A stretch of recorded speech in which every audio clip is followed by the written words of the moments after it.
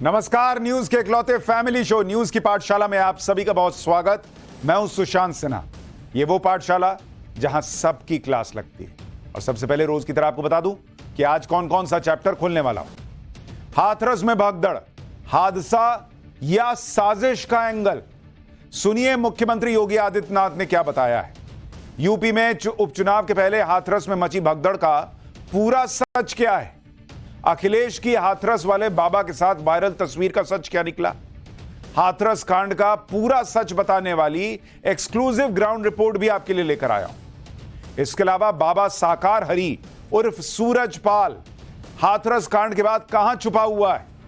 हाथरस में भगदड़ के बाद बागेश्वर बाबा ने क्या बड़ा ऐलान कर दिया है, आज आपको यह भी बताऊंगा।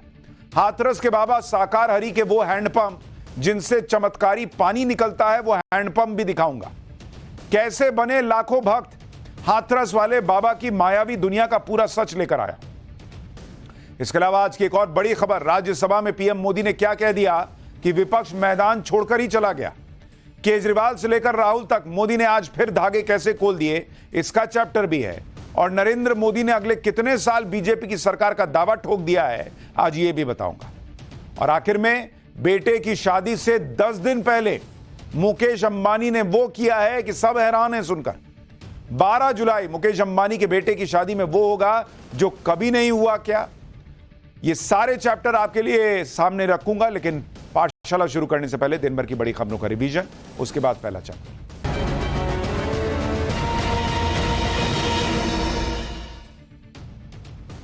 हेमंत सोरेन एक बार फिर झारखंड के मुख्यमंत्री बनेंगे। उन्होंने राज्यपाल से मुलाकात कर सरकार बनाने का दावा पेश कर दिया है। इससे पहले सीएम चंपई सोरेन ने अपना इस्तीफा राज्यपाल को सौंप दिया। 31 जनवरी को कथित भूमि घोटाले से जुड़े मनी लॉन्ड्रिंग केस में ईडी की गिरफ्तारी से पहले हेमंत सोरेन ने मुख्यमंत्री पद छोड़ दिया था और करीब 5 महीने के बाद 28 जून को उन्हें जेल से रिहाई मिली। अभिनेत्री और मंडी से बीजेपी सांसद कंगना रनौत को थप्पड़ मारने वाली सीआईएसएफ की आरोपी कांस्टेबल कुलविंदर कौर को बाहर करने की कुछ खबरें आई। सूत्रों के मुताबिक कुलविंदर कौर का ट्रांसफर चंडीगढ़ से बेंगलुरु कर दिया गया है। हालांकि इस दौरान उनके खिलाफ जांच जारी रहेगी। सीआईएसएफ की कांस्टेबल कुलविंदर कौर ने पिछले दिनों चंडीगढ़ एयरपोर्ट पर किसान आंदोलन पर दिए बयान से नाराज होकर कंगना रनौत को थप्पड़ मार दिया था, जिसके बाद उन्हें सस्पेंड कर दिया गया था। हालांकि कुछ खबरें ऐसी भी हैं कि अभी उन्हें बहाल नहीं किया गया है और उन पर जांच चल रही है। बिहार में पिछले कुछ दिनों से पुल गिरने का सिलसिला लगातार जारी है। अब सिवान में एक दिन में 3 पुल पानी में बह गए। जानकारी के मुताबिक देवरिया गांव में नदी पर बना पुल मिट्टी के ज्यादा कटाव के चलते ध्वस्त हो गया। वहीं थोड़ी देर बाद गंडक नदी और धमही नदी पर बने 2 पुल धराशायी हो गए। पुल टूटने से कोई घायल तो नहीं हुआ, लेकिन कई गांवों के बीच संपर्क जरूर टूट गया है। जम्मू कश्मीर के रामबन में भारतीय सेना और पुलिस की चौकसी से बड़ा हादसा टल गया। अमरनाथ यात्रा से लौट रही बस का अचानक ब्रेक फेल हो गया और यात्री डर के मारे बस से कूदने लगे। ऐसे में आर्मी ने जम्मू पुलिस के साथ मिलकर बस के नीचे पत्थरों को डालकर बस को रोक दिया, जिससे बड़ी दुर्घटना टल गई। हालांकि बस से कूदने की वजह से कम 10 तीर्थयात्री घायल हो गए। तो ये हो गया दिन भर का रिवीजन। अब पाठशाला की पहली क्लास, हाथरस में भगदड़, हादसा था या साजिश, सुनिए सीएम योगी ने क्या बताया है। यूपी में उपचुनाव के पहले हाथरस में मची भगदड़ का पूरा सच क्या है। अखिलेश की हाथरस वाले बाबा के साथ वायरल तस्वीर का सच क्या निकला। हाथरस कांड का पूरा सच बताने वाली एक्सक्लूसिव ग्राउंड रिपोर्ट भी आपको दिखाऊंगा। और बाबा साकार हरि उर्फ सूरजपाल हाथरस कांड के बाद कहां छुपा है, यह भी बताऊंगा।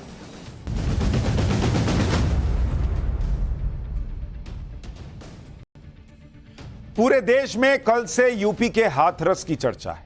हाथरस में जो हुआ उसने सबको झकझोर कर रख दिया।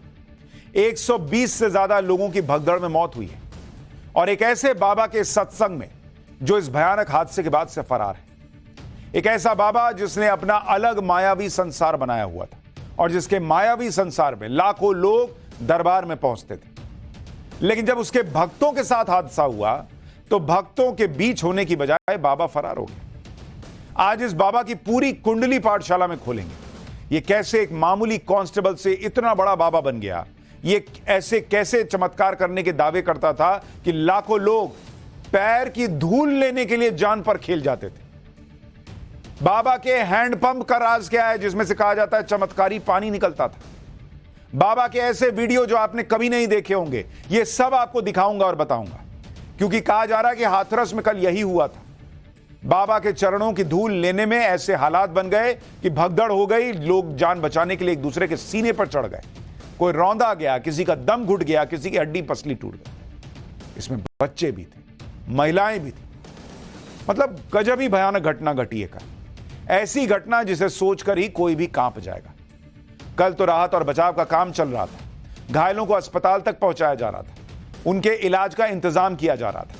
लेकिन घायलों के इलाज के साथ साथ जो सबसे जरूरी काम है वो ये कि उन लोगों को पकड़ना जो इस भयानक घटना के गुनहगार हैं, जिनकी वजह से 100 से ज्यादा लोगों की जान गई।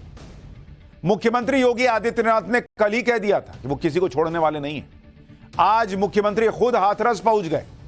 योगी आदित्यनाथ ने हाथरस में घायलों से मुलाकात की। सीएम योगी एक एक बेड पर गए और जाकर वहां पर घायलों के स्वास्थ्य की जानकारी, घायलों और मृतकों के परिजनों से भी बात की, उन्हें सांत्वना दी।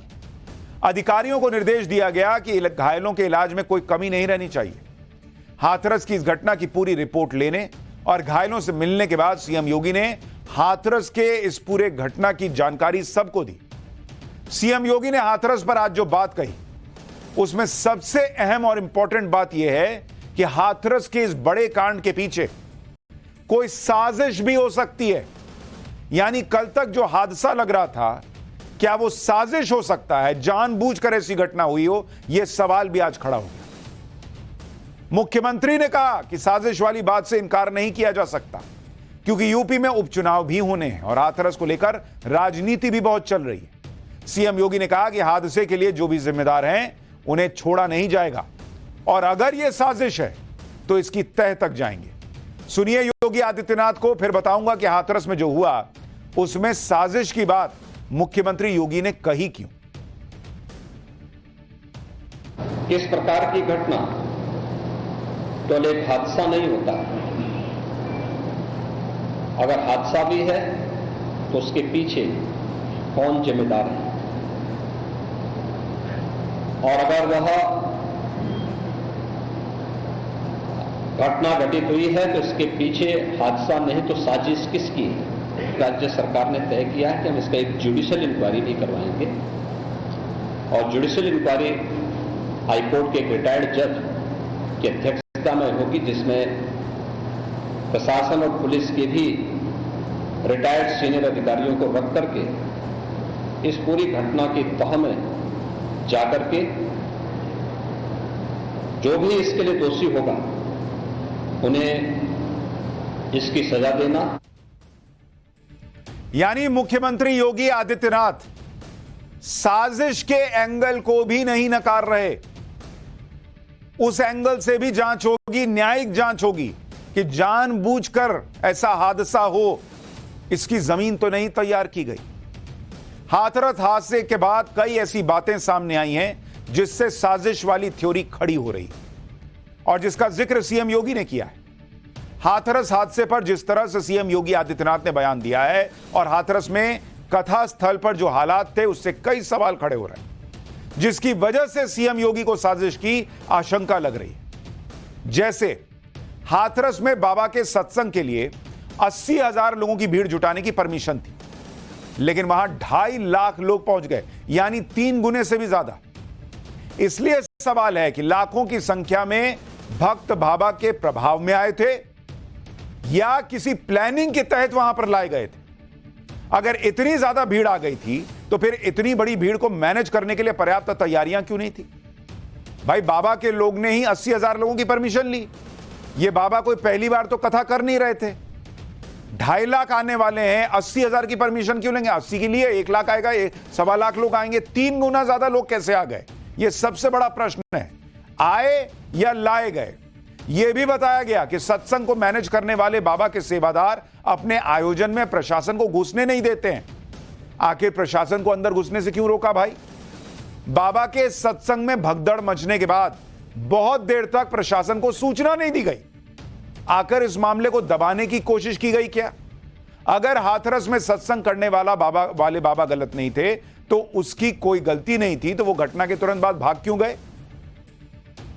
कई ऐसे सवाल हैं जिनके जवाब मिलने हैं और इन्हीं सब वजहों से हाथरस के मामले को लेकर पूरे देश में अब साजिश वाले एंगल पर चर्चा चल रही। लोग कह रहे हैं कि इसे सिर्फ हादसा नहीं मानना चाहिए, इसमें साजिश का एंगल हो सकता है।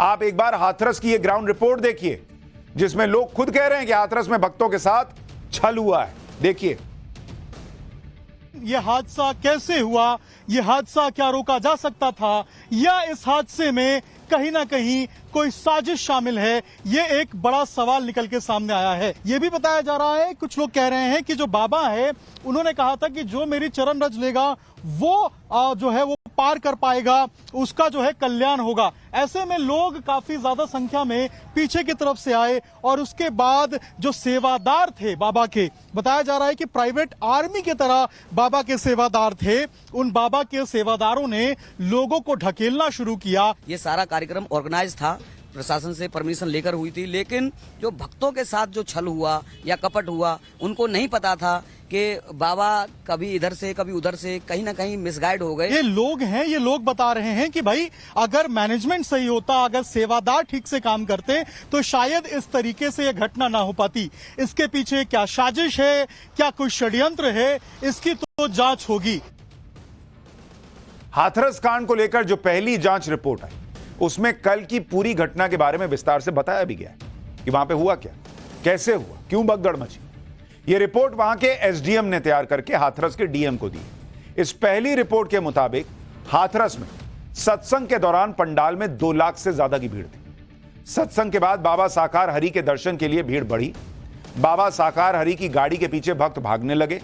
बाबा साकार हरि के सेवादारों ने भक्तों से धक्का मुक्की की। धक्का मुक्की के बाद भीड़ में कई लोग नीचे गिर गए। इसके बाद भगदड़ शुरू हुई, जिसमें कई लोगों की मौत हो गई। हाथरस पहुंचे सीएम योगी ने भी यही बात कही। सीएम ने कहा कि बाबा के सेवादारों ने तो मामले को दबाने की कोशिश की और जब मामला बढ़ गया तो सेवादार वहां से भाग गए। सुनिए सीएम योगी को, फिर बताऊंगा कि बाबा साकार हरि हाथरस से कैसे निकला और कहां छुपा बैठा। इस प्रकार के आयोजन में जो सेवादार प्रशासन को अंदर घुसने नहीं देते, दुर्घटना होने के तत्काल बाद या दुर्घटना के दौरान प्रारंभिक रूप में इन्होंने पहले वहां पर इस मामले को दबाने का प्रयास किया, लेकिन जब उन्हें प्रशासन ने हॉस्पिटल ले जाने की कार्रवाई प्रारंभ की तो इनमें ज्यादातर सेवादार वहां से भाग गए। जब इतना बड़ा आयोजन किया जाता है तो यह भी देखा जाता है कि भीड़ का मैनेजमेंट कैसे करना है। ज्यादा भीड़ आ गई तो फिर उसे कैसे संभालना है। आमतौर पर इस तरह के धार्मिक आयोजन में अनुमान से ज्यादा भीड़ आ ही जाती है और पहली जिम्मेदारी आयोजकों की ही होती है कि वो उस भीड़ को कैसे संभालेंगे। भीड़ के आने और जाने के लिए एंट्री और एग्जिट पॉइंट अलग अलग होने चाहिए, लेकिन हाथरस में ऐसा कुछ नहीं था। हाथरस से यह ग्राउंड रिपोर्ट देखिए कि कैसे सत्संग में भक्तों की जान जोखिम में डाली गई। हम आपको जरा तस्वीर दिखा देते हैं। पहले देखिए, ये वो द्वार है, वो गेट है जहां से लोग अंदर जा रहे थे। बाबा के सत्संग में आए हुए लोग अंदर जा रहे थे, सत्संग में शामिल हुए थे। और एकमात्र गेट जहां से एंट्री भी और एग्जिट भी, और उस गेट को भी आप देखिए, ये गेट कितना बड़ा है, इसका अंदाजा आप लगा सकते हैं कि अगर 1.5 लाख से ज्यादा लोग बताए जा रहे हैं यहाँ पर पहुंचे हुए थे, तो उनके प्रवेश और उनके निकासी का द्वार जो है वो कितना छोटा सा है, आप जरा अंदाजा लगाइए। और भगदड़ तो मचनी ही थी, क्योंकि इतनी बड़ी संख्या को, इतनी बड़ी भीड़ को कंट्रोल करने के लिए भी कोई नहीं था। लेकिन कल यहीं पर लोगों की डेड बॉडीज पड़ी हुई थी, लाशें यहां पर बिछी हुई थी, क्योंकि गेट से निकलकर गाड़ी के पीछे लोग भागे थे बाबा के पीछे। यानी आयोजकों की लापरवाही का मामला तो क्लियर कट दिख रहा है, लेकिन क्या यह कोई साजिश भी हो सकती है? इस पर लगातार बात हो रही है। अभी किसी नतीजे पे नहीं पहुंचा जा सकता। हालांकि इस पर अब राजनीति भी हो रही है, क्योंकि हाथरस में जिस बाबा साकार हरि का सत्संग हुआ था, उसकी राजनीतिक पहुंच भी थी। बाबा साकार हरि के पॉलिटिकल कनेक्शन के बारे में धीरे धीरे जानकारी सामने आ रही है। बाबा साकार हरि और समाजवादी पार्टी के अध्यक्ष अखिलेश यादव की एक तस्वीर वायरल हो रही है। यह तस्वीर जनवरी 2023 की है, जब बाबा साकार हरि के कार्यक्रम में अखिलेश यादव शामिल हुए थे और वहां पर लोगों को संबोधित भी किया था। अखिलेश यादव ने बाकायदा सोशल मीडिया पर पोस्ट डालकर बाबा साकार हरि की तारीफ की थी। अखिलेश यादव ने लिखा था कि नारायण साकार हरि की संपूर्ण ब्रह्मांड में सदा सदा के लिए जय जयकार हो। जब इस पर अखिलेश यादव से सवाल पूछा गया तो वो मीडिया को ही ज्ञान देने लगे। सुनिए अखिलेश यादव ने क्या कहा, फिर बताऊंगा कि कैसे इस मामले पर राजनीति लगातार तेज होती जा रही है। देखिए, बीजेपी कितना घटिया काम कर सकती है। बीजेपी किसी भी नीचाई तक जा सकती है। बीजेपी का अगर आप, जैसे आप पत्रकार साथी हैं, अगर आप उनके मन की बात ना करो, मन मर्जी की बात ना करो, तो सबसे पहला काम होगा आपको नौकरी से निकालना, और दूसरा काम होगा उस चैनल का बजट कम करना। ये कोई नई बातें हैं क्या? इसीलिए मैंने कहा था कि मंत्रिमंडल बदलेगा, मित्र मंडल बदलेगा। अब मीडिया मंडल नहीं बदल पाए तो क्या यहाँ खड़े हैं हम लोग। हाथरस में हुए हादसे पर राजनीति शुरू हुई तो अखिलेश यादव से लेकर प्रियंका वाड्रा सब एक्टिव हो गए। प्रियंका वाड्रा ने हाथरस में हुई घटना को पहले हुई घटनाओं से जोड़ दिया। प्रियंका वाड्रा ने सोशल मीडिया पर लिखा कि अनुमति से 3 गुना ज्यादा भीड़, मौके पर प्रशासन नहीं, भीड़ मैनेजमेंट का इंतजाम नहीं, भीषण गर्मी से बचने का कोई उपाय नहीं, कोई मेडिकल टीम नहीं, घटना के बाद एम्बुलेंस नहीं, मदद के लिए फोर्स नहीं, अस्पताल में डॉक्टर और सुविधाएं नहीं, लापरवाहियों की इतनी लंबी लिस्ट, लेकिन किसी की कोई जवाबदेही नहीं। हाथरस में जो दुखद घटना घटी उसका जिम्मेदार कौन है? कभी पुल गिरने से, कभी ट्रेन एक्सीडेंट से, कभी भगदड़ से सैकड़ों मौतें होती। लीपापोती करने की बजाय सरकार का दायित्व होता है कि कार्रवाई करे और ऐसे हादसों को रोकने की योजना तैयार करे, मगर जवाबदेही तय होती नहीं है और ऐसे हादसे होते रहते हैं। यह बहुत दुखद स्थिति है। यह प्रियंका वाड्रा ने ट्वीट किया। इसी तरह अखिलेश यादव ने भी पूरी घटना के लिए यूपी सरकार को जिम्मेदार ठहरा दिया। अखिलेश यादव ने कहा कि सरकार के पास सारी जानकारी होती है, फिर भी भीड़ के लिए कोई इंतजाम नहीं था। अखिलेश यादव को सुनिए, फिर बताऊंगा सीएम योगी ने अखिलेश के बयान का क्या जवाब दिया है। ऐसा नहीं है कि उत्तर प्रदेश की सरकार और प्रशासन के लोग न जानते हों ये बातें, कि जब कभी भी इस तरह के कार्यक्रम होते हैं बड़ी संख्या में लोग आकर के शामिल होते हैं। जो जानकारी सरकार के पास थी उसके बावजूद भी सरकार को जो इंतजाम करना चाहिए था वो इंतजाम नहीं किया है। इस लापरवाही की वजह से जो जाने गई हैं उसकी जिम्मेदार सरकार है। हाथरस हादसे पर राजनीति करने वालों को सीएम योगी ने भी जवाब दिया। हाथरस में सीएम योगी ने कहा कि कुछ लोगों की फितरत ही होती है कि वो इस तरह के हादसों पर राजनीति करते हैं।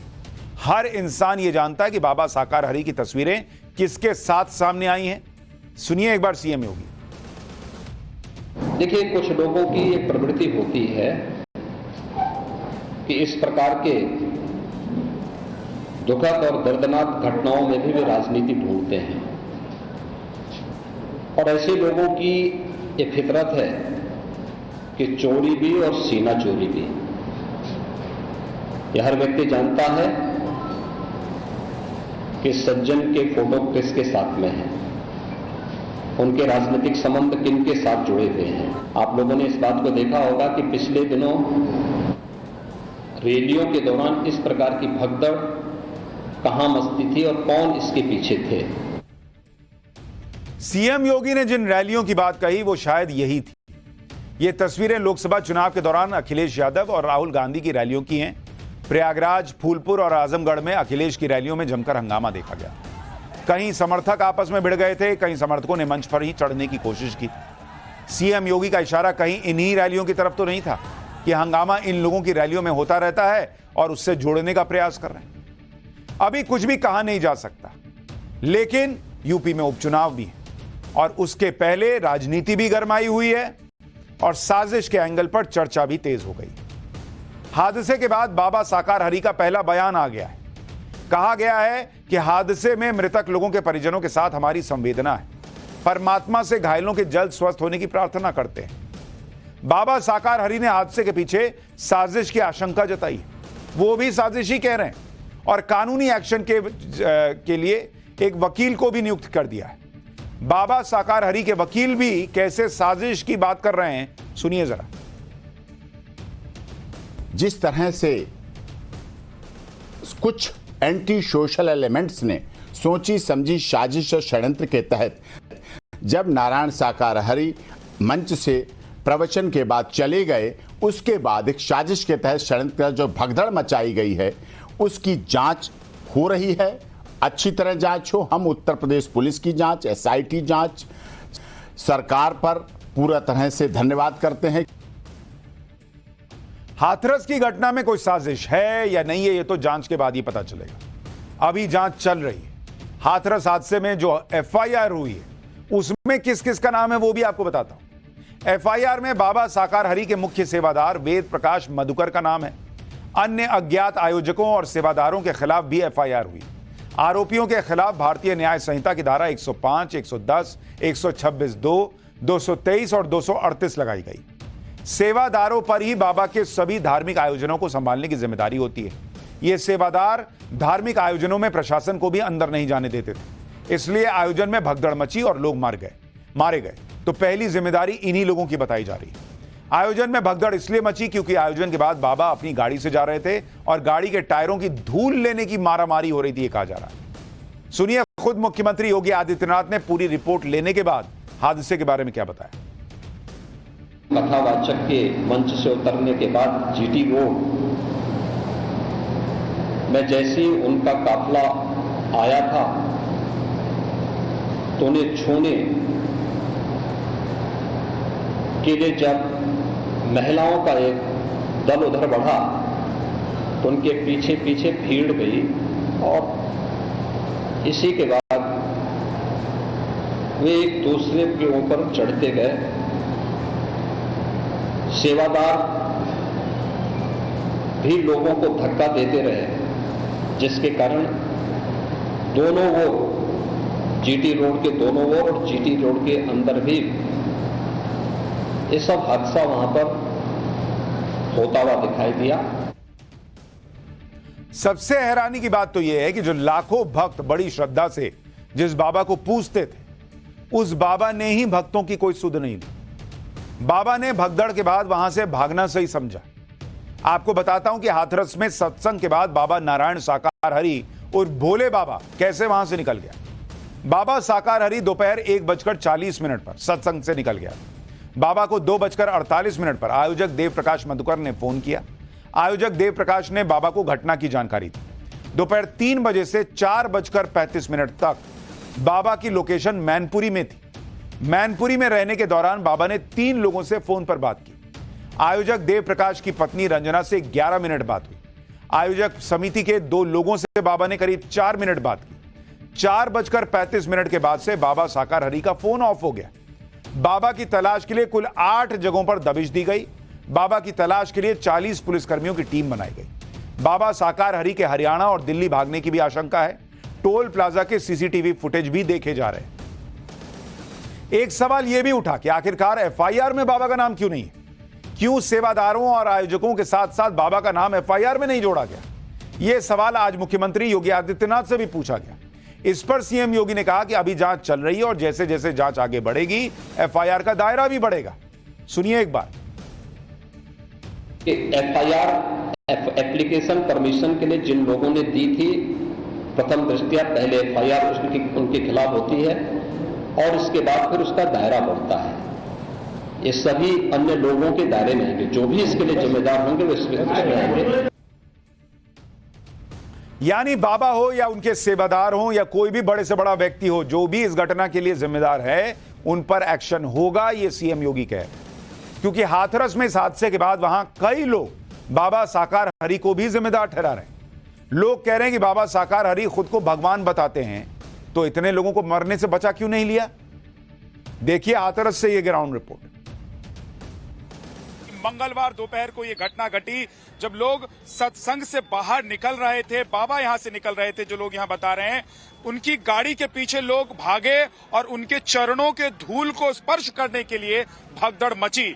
लोग भागते हुए बाहर की तरफ आ रहे थे और अचानक ऐसी भगदड़ मची कि लोग एक दूसरे को रौंदते हुए यहां से निकलने की कोशिश करने लगे। यहाँ पर कोई भी गलती ना तो प्रशासन की है ना सरकार की है, गलती है सिर्फ बाबा की। और जो इस बोर्ड पर नाम लिख रहे हैं अध्यक्ष होंगे जिन्होंने ये बुलाया था, वो इसके जिम्मेदार हैं, कमेटी जिम्मेदार है। आगे से जनता भाग रही है, भीड़ ज्यादा ही, इसलिए उन्होंने जो गार्ड खड़े थे यहाँ बन गए और उन्होंने पानी की बौछार करी उनके चरणों पर।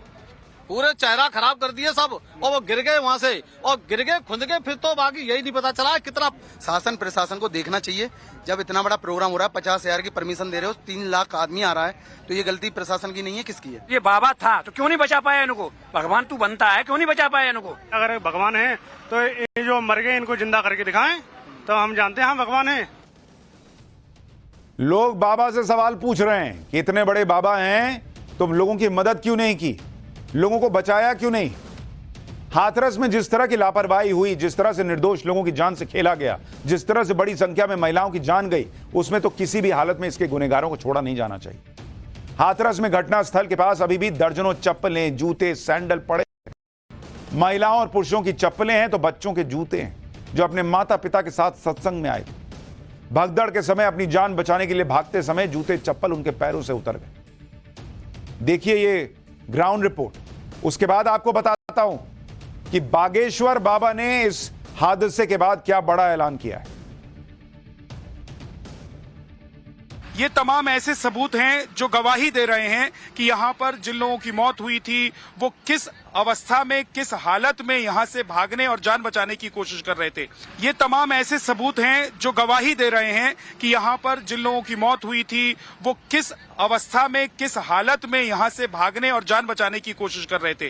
ये एक छोटे से बच्चे का आप देखिए, ये चप्पल है, यहां देखिए एक जूते की जोड़ी आपको दिखाई दे रही है, तो एक गमछा भी आपको दिखाई दे रहा है। किसी महिला की ये चप्पल है। तो इसी तरीके से सड़क के किनारे, हालांकि आपको बता दें कि जो एफएसएल की टीम आई थी वो यहां से सबूतों को इकट्ठा करके ले गई है, लेकिन आप देखिए ये नीले कलर का एक जूता, छोटे बच्चे का जूता है, यानी कि इस समागम में जो लोग आए थे उसमें ये महिला का, किसी महिला का ये चप्पल है, ये किसी महिला की सैंडल है, ये किसी पुरुष का चप्पल है, और इसके बगल में आप देखिए फिर एक लाल।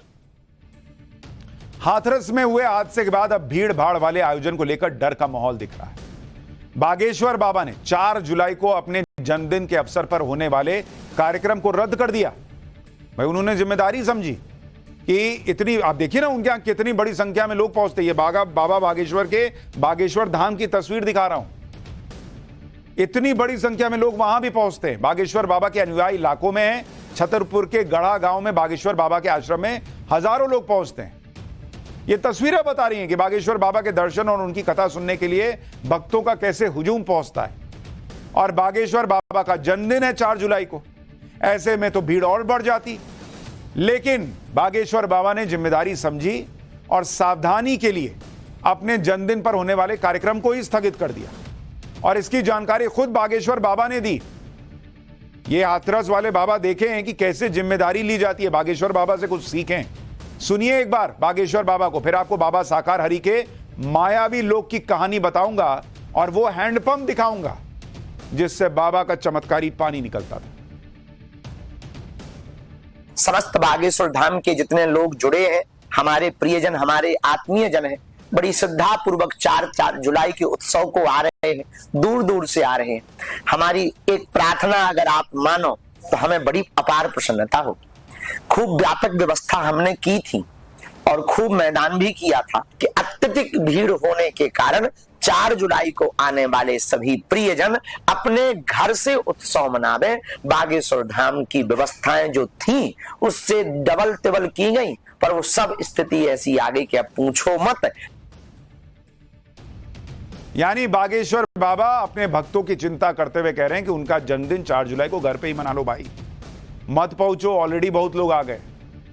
किस में अगली क्लास, राज्यसभा में पीएम मोदी ने क्या कह दिया कि विपक्ष मैदान छोड़कर चला गया। केजरीवाल से लेकर राहुल तक मोदी ने आज फिर कैसे धागे खोले। नरेंद्र मोदी ने अगले कितने साल बीजेपी की सरकार का दावा ठोक दिया है। अब इसका चैप्टर।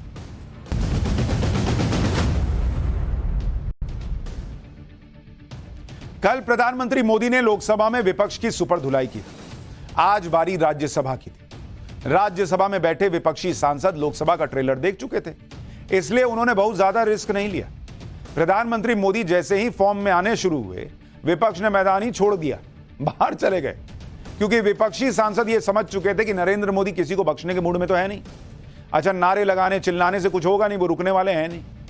2 दिन में नरेंद्र मोदी के 2 भाषण ने विपक्ष को पूरी तरह एक्सपोज कर दिया।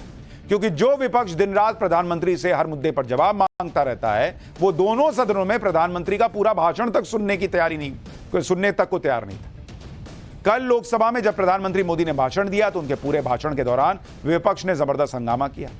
विपक्ष को लगा कि वो इस हंगामे नरेंद्र मोदी को रोक लेंगे, उनकी आवाज को दबा देंगे, लेकिन जब ऐसा नहीं हुआ तो आज राज्यसभा में विपक्ष ने पहले ही सरेंडर कर दिया। प्रधानमंत्री का भाषण शुरू हुआ तो कुछ देर तक विपक्ष ने प्रधानमंत्री मोदी को शांति से सुना, लेकिन जैसे ही प्रधानमंत्री ने विपक्ष के एजेंडे की धुलाई शुरू की, वैसे ही विपक्ष ने वॉकआउट कर दिया। इस हरकत पर पीएम मोदी ने कहा कि विपक्ष तो मैदान छोड़कर भाग गया। एक बार देखिए आज राज्यसभा में जब पीएम मोदी बोल रहे थे तो कैसे विपक्ष ने वॉकआउट किया और उस पर पीएम मोदी ने क्या कहा। उसके बाद बताता हूं कि कल लोकसभा में क्या हुआ था और आज राज्यसभा में पीएम मोदी ने कैसे केजरीवाल से लेकर राहुल गांधी तक सबके धागे खोले। देश देख रहा है, झूठ फैलाने वालों की सत्य सुनने की ताकत भी नहीं होती।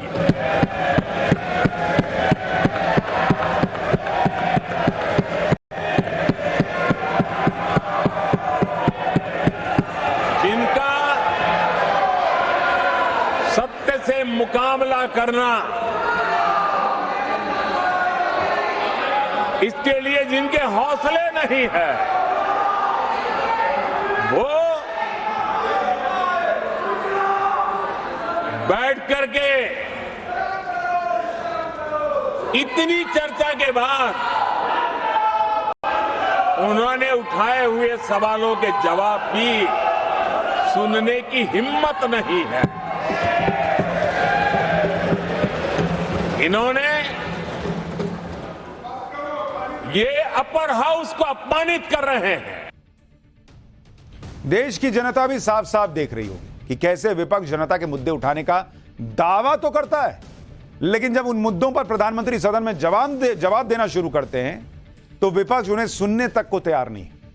इससे तो यही लगता है कि विपक्ष का मकसद सिर्फ हंगामा, नारेबाजी करना है, अपनी बात रख दो, इधर उधर की बात कर दो, फैक्ट हो फैक्ट ना हो कह दो और उसके बाद नरेंद्र मोदी जवाब देने आए तो वहां से निकल लो। बॉस, विपक्ष को यह समझना होगा कि इस बार जनता ने उन्हें पहले से ज्यादा सीटें दी हैं, इसलिए वो सिर्फ हंगामा करके अपनी जिम्मेदारी से भाग नहीं सकता है। आप यह भी देखिए कि राष्ट्रपति के अभिभाषण पर जब नेता प्रतिपक्ष के तौर पर राहुल गांधी बोल रहे थे तो प्रधानमंत्री मोदी ने पूरा उन्हें सम्मान दिया, उनकी बात को गौर से सुना। राहुल गांधी के भाषण के दौरान तो एनडीए की तरफ से कोई हंगामा नहीं किया गया। राहुल गांधी को बिना शोर शराबे के अपनी बात रखने का लगभग पूरा मौका दिया गया। जब वो फैक्ट के बिना बोल रहे थे तो लोगों ने टोका कि ये गलत बोल रहे हैं, झूठ बोल रहे हैं, फैक्ट के बिना बोल रहे हैं, वो अलग बात है। लेकिन मोटे तौर पर राहुल गांधी के भाषण में उस तरह से हंगामा नहीं हुआ जैसे नरेंद्र मोदी के भाषण में कल हुआ था कि लगातार 137 मिनट हंगामा चला। कल राहुल गांधी ने प्रधानमंत्री मोदी के भाषण के दौरान विपक्षी सांसदों को भड़काने का काम किया, उन्हें वेल में आकर जानबूझकर नारेबाजी करने के लिए उकसाया। कल लोकसभा में नेता प्रतिपक्ष राहुल गांधी ने जो किया उसके कुछ वीडियो सामने आए जिसमें वो साफ साफ विपक्षी सांसदों को हंगामा करने के लिए उकसा रहे हैं, वेल में आकर हल्ला करने के लिए कह रहे हैं। आप देखिए ना कैसे इशारा कर रहे हैं कि हे यू जाओ वेल में हंगामा करो। अच्छा, उसके बाद भी लोग जा नहीं रहे हैं। उसके बाद गौरव गोगोई आते हैं और हाथ पकड़ के, देखिए ना, हाथ पकड़ के लेके जाने के, चलिए ना राहुल गांधी जी कह रहे हैं तो हंगामा कर लीजिए। ये हाल है, ये नेता प्रतिपक्ष का हाल है बॉस। इसमें नेता प्रतिपक्ष, ये वीडियो देखिए, इसमें नेता प्रतिपक्ष राहुल गांधी विपक्ष के सांसदों को वेल में जाकर नारेबाजी करने के लिए कह रहे हैं। उसके बाद दिखता है कि एक व्यक्ति के कान में कुछ कहते हैं, वो पीछे जाता है और पीछे से कुछ और सांसद उठकर आगे आते हैं। ऐसा लगता है जैसे कहा गया हो कि और लोगों को बुला के लाओ हंगामा करने के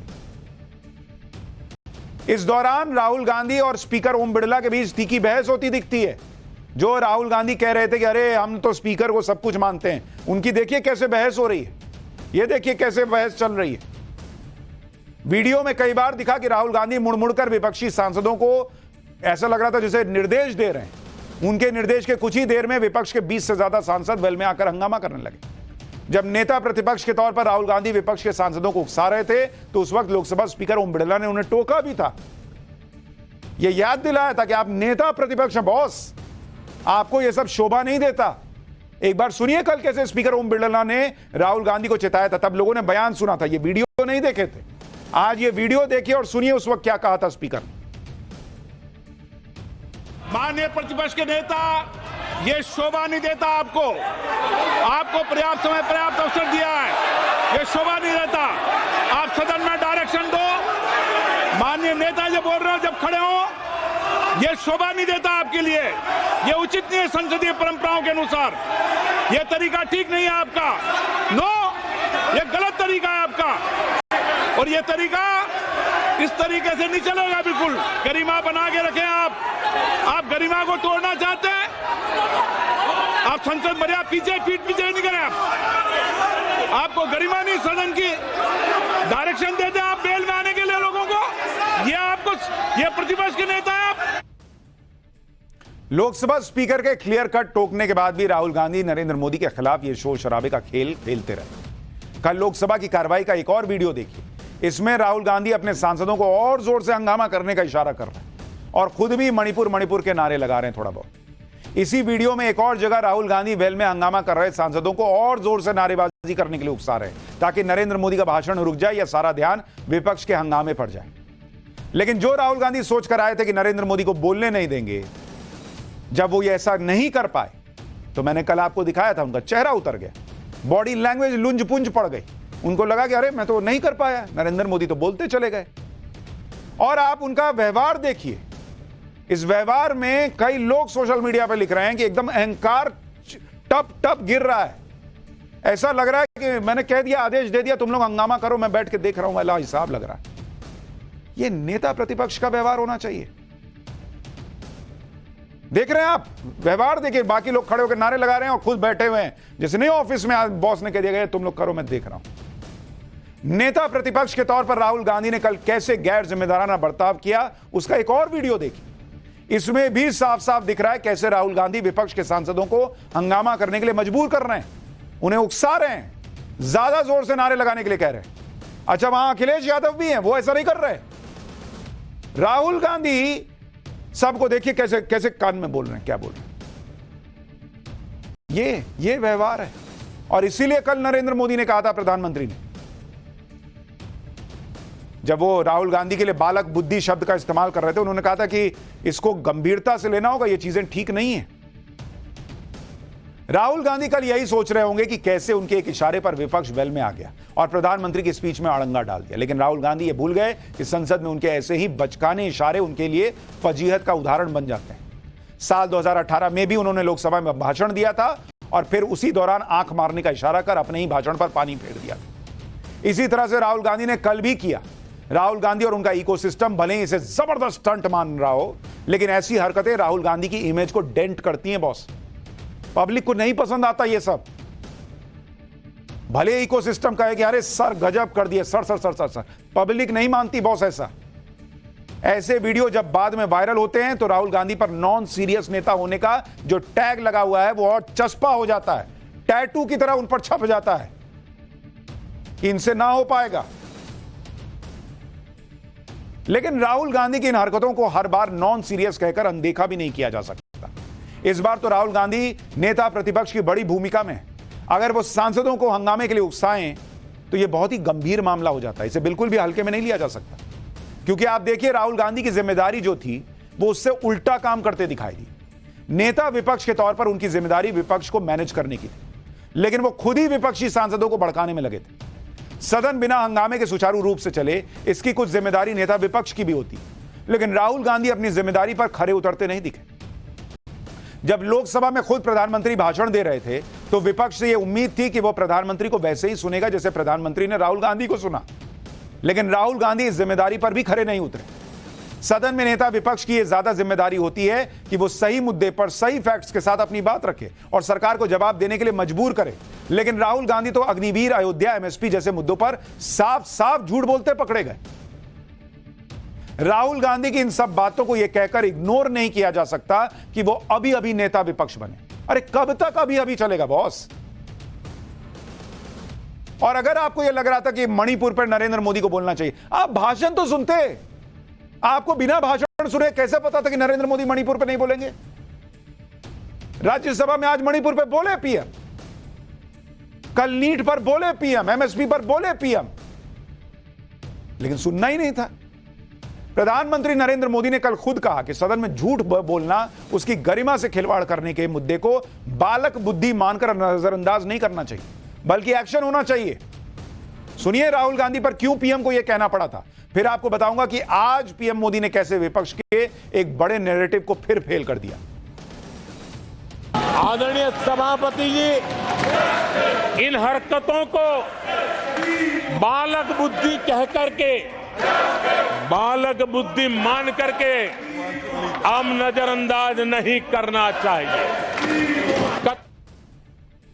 लोकसभा चुनाव के नतीजे आने के बाद से विपक्ष की तरफ से खूब माहौल बनाया गया कि इस बार तो नरेंद्र मोदी कमजोर पड़ जाएंगे, गठबंधन के फेर में फंस जाएंगे। लेकिन आप कल से आज तक प्रधानमंत्री मोदी के दोनों भाषण सुनेंगे तो आपको यह क्लियर हो जाएगा कि प्रधानमंत्री इस बार और ज्यादा फायर मोड में काम करने वाले हैं और उनके काम में अड़ंगा डालने वालों को भी प्रधानमंत्री सीधी वार्निंग दे चुके हैं। पहली चेतावनी, संसद में झूठ बोलने वाले, उसकी गरिमा को ठेस पहुंचाने वालों पर एक्शन हो। दूसरी चेतावनी, देश की विकास यात्रा को रोकने की कोशिश करने वाले इकोसिस्टम को दी और कहा कि हर साजिश का जवाब अब उसी की भाषा में मिलेगा। तीसरी चेतावनी, मणिपुर की हिंसा में आग में घी डालने वालों को चेताया। चौथी चेतावनी, छात्रों के भविष्य से खिलवाड़ करने वालों को छोड़ेंगे नहीं, यह कहा। पांचवी चेतावनी, भ्रष्टाचारियों पर सख्त से सख्त एक्शन की चेतावनी फिर से दे दी। एक बार सुनिए भ्रष्टाचारियों पर एक्शन को लेकर पीएम मोदी ने क्या कहा, फिर आपको बताऊंगा कि कैसे केजरीवाल का नाम लेकर प्रधानमंत्री ने विपक्ष को निशब्द कर दिया। कि मैंने एजेंसियों को भ्रष्टाचार और भ्रष्टाचारियों पर कड़ों से कठोर कार्रवाई करने के लिए खुली छूट दे के रखी है।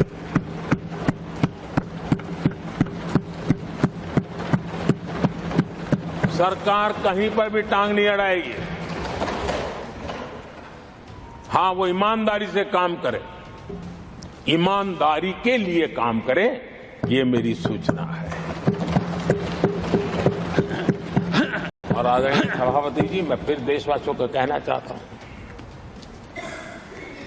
कोई भी भ्रष्टाचारी कानून से बच करके नहीं निकलेगा, ये मोदी की गारंटी है। अब आप मुझे बताइए, भ्रष्टाचार करे आप, शराब घोटाला करे आप, बच्चों के क्लास के बनाने में घोटाला करे आप, पानी तक में घोटाला करे आप, आपकी शिकायत करे कांग्रेस, आपको कोर्ट में घसीट करके ले जाए कांग्रेस,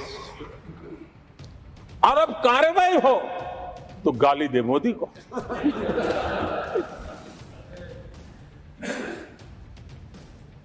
और अब आपस में जरा साथी बन गए हैं लोग। यानी प्रधानमंत्री ने साफ कहा कि यही कांग्रेस कल तक केजरीवाल पे प्रेस कॉन्फ्रेंस कर रही थी भाई शराब घोटाले को लेकर। आज दोस्त बन गए तो सब ठीक हो गया, नरेंद्र मोदी केजरीवाल को फंसा रहे हैं, ये हो गया। पीएम ने मणिपुर पर भी कहा कि वहां एक्शन हो रहा है, वहां स्कूल कॉलेज खुले हैं, प्रयास हो रहा है चीजें नॉर्मल करने का, और जो लोग आग में घी डालने का प्रयास कर रहे हैं वो उनको चेताया भी। नीट पर उन्होंने कहा कि छात्रों को मैं आश्वस्त करता हूं कि कड़ा एक्शन होगा और जो लोग इस सिस्टम को खराब कर रहे हैं उन पर एक्शन लेने के साथ सिस्टम को सुधारा जाएगा। हर एक सवाल जो विपक्ष ने उठाया था उसका जवाब आज राज्यसभा में भी दिया, लेकिन कोई सुनने को तैयार हो तब तो, या सुनने की इच्छा रखे, शक्ति रखे तब तो।